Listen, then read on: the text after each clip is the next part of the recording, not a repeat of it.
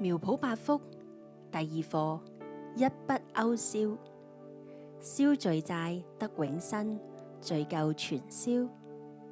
第五天，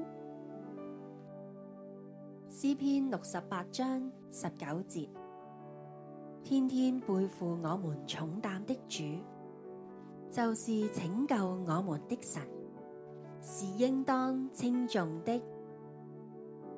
詩篇68章19節，天天背負我們重擔的主，就是拯救我們的神，是應當稱頌的。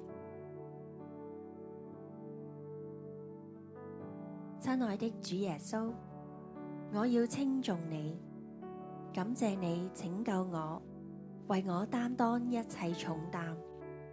你天天都看顧我，保護我，又明白接納我的限制和軟弱。感謝你的恩典，我讚美你。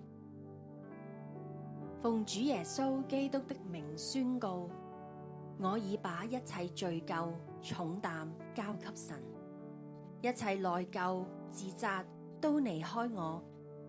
我天天都有主耶穌看顧，使我喜樂又輕省，大有信心。阿們。